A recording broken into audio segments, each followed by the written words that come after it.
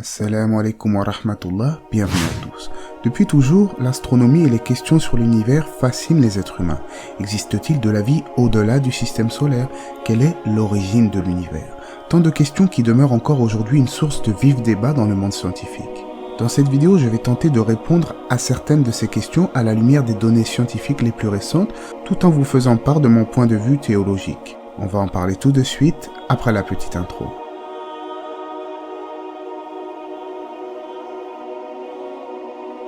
L'origine de l'univers. Si l'on interroge quelqu'un sur l'origine de l'univers, sans doute va-t-il nous répondre que c'est le Big Bang, la singularité initiale d'où va débuter l'expansion de l'univers. Cependant, cette réponse est loin d'être suffisante. En effet, il fallait de l'énergie au préalable pour que le Big Bang puisse se produire. Car le Big Bang ne peut jaillir à partir du néant. Comment quelque chose pourrait-il surgir de nulle part, de rien? C'est absurde.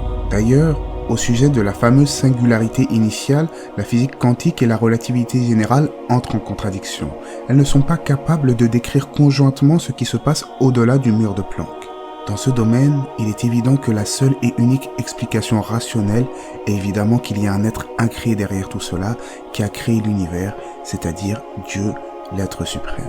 Certaines personnes rétorquent à cela en disant que la mécanique quantique nous montre que l'univers aurait pu surgir du vide quantique, et cela via des fluctuations quantiques. Selon eux, l'univers se serait peut-être produit tout seul. Ce qui est erroné bien entendu, car les fluctuations quantiques elles-mêmes émanent de la physique, ce n'est pas le néant. On en revient à la question d'une chose créée sans causalité. D'où viennent ces fluctuations quantiques? Qui a écrit les lois de ces fluctuations? On en revient donc à l'explication que seul un être incréé a pu créer l'univers à partir du néant. La vie extraterrestre existe-t-elle? D'un point de vue purement scientifique, de nombreuses conditions sont nécessaires pour que la vie telle que nous la connaissons puisse proliférer. Il faut entre autres que la planète ne soit ni trop chaude ni trop froide, c'est-à-dire qu'elle ne gravite ni trop loin ni trop près du Soleil, son étoile. Il faut également qu'il y ait de l'eau liquide à sa surface, une atmosphère viable et protectrice, ainsi que d'autres facteurs fondamentaux. Étant donné que l'astronomie moderne nous apprend que le cosmos contient des centaines de milliards de galaxies, la question reste de savoir si les autres systèmes planétaires ressemblent à notre système solaire. Si tel est le cas, la plupart des astronomes pensent que la vie existe dans d'autres genres de systèmes. Mais à l'heure actuelle, nous n'avons encore aucune preuve qui vient à affirmer l'existence de vie extraterrestre. Du point de vue théologique, certains savants musulmans pensent qu'il y aurait d'autres planètes habitées par une vie extraterrestre. Ils considèrent en effet que certains propos d'Ibn Abbas sont authentiques au sujet de l'exégèse d'un verset du Coran, sourate 65, verset 12. En effet, Dieu dit dans le Coran qu'il a créé 7 cieux et 7 terres. Selon certains savants, il y a entre chaque terre une grande distance. L'imam Al-Alousi explique dans son tafsir que dans chacune de ces terres, il y aurait des créatures connues uniquement d'Allah qui seraient éclairées par une lumière. Selon lui, il ne serait pas résolu de dire que cette lumière serait la lumière de notre soleil. En conclusion, il y a peut-être de la vie extraterrestre en dehors de notre système solaire, et si tel est le cas, cela irait dans les sens de ces propos attribués à Ibn Abbas au sujet des 7 terres. C'est-à-dire qu'il y a 7 terres. Sur chaque terre, un Adam comme votre Adam, un Nuh comme votre Nuh, un Ibrahim comme votre Ibrahim, et un prophète Mohammed comme votre prophète Mohammed.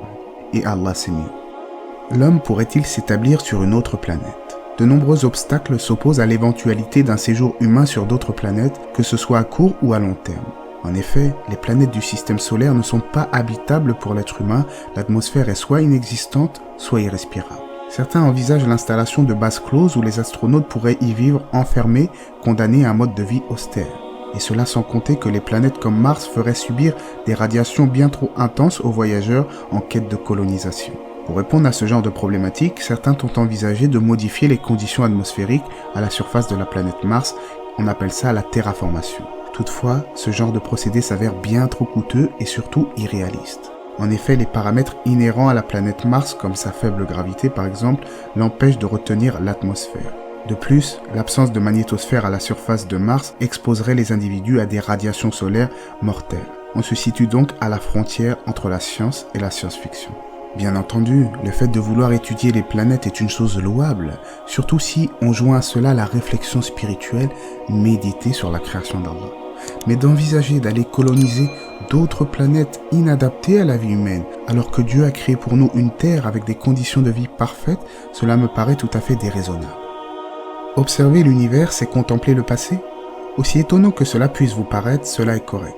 On observe en effet l'univers grâce à la lumière qui nous provient des astres, mais cette dernière ne se déplace pas instantanément.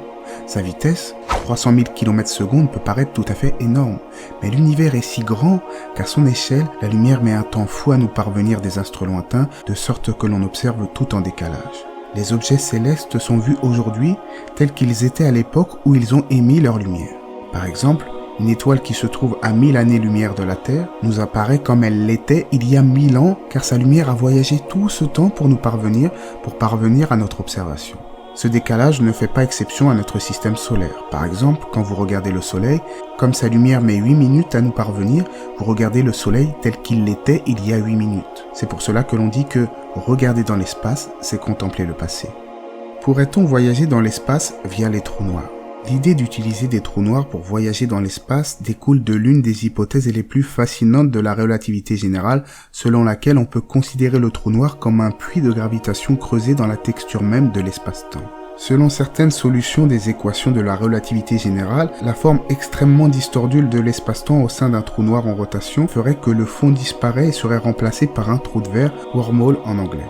Un trou de verre serait une sorte de connexion entre un trou noir et une autre région de l'espace-temps, d'où l'énergie sortirait spontanément, ce qu'on appelle fontaine blanche ou bien trou blanc. L'hypothèse fascine les physiciens et davantage les écrivains de science-fiction dans la mesure où les trous de verre feraient office de raccourcis permettant de voyager d'un bout à l'autre de l'univers. Et cela en s'affranchissant des distances normalement impossibles à parcourir en raison de la limite imposée par la vitesse de la lumière. Cependant, si ces modèles existent mathématiquement, il y a hélas peu d'espoir que cela corresponde vraiment à la réalité. D'une part car aucun trou blanc, fontaine blanche n'a pu être observé, contrairement au trou noir. Le trou de verre reste donc du domaine de la spéculation. D'autre part, certains chercheurs expliquent que même si un trou de verre pouvait se former naturellement, il serait extrêmement instable et se boucherait à la moindre perturbation. Comme les chercheurs ne sont pas à court d'idées, ils ont été jusqu'à imaginer que l'on pourrait artificiellement stabiliser un trou de verre en y injectant une forme d'énergie répulsive afin de traverser les trous noirs sans encombre, mais tout cela évidemment reste du domaine de la spéculation. Allah c'est mieux, j'espère en tout cas que cela vous aura été profitable, que vous aurez appris des choses. Comme vous le savez, sur cette chaîne, on ne se limite pas dans les sujets, on parle de tout et on médite évidemment sur la création du Créateur, la création d'Allah. Pour les non-croyants qui seraient tombés sur cette vidéo, peut-être seront-ils perplexes en se disant pourquoi est-ce l'islam qui est toujours mis en avant dans les vidéos de rappel Sunna. J'explique tout cela dans ma playlist sur les questions existentielles en expliquant pourquoi le Coran est la dernière révélation de Dieu pour toute l'humanité.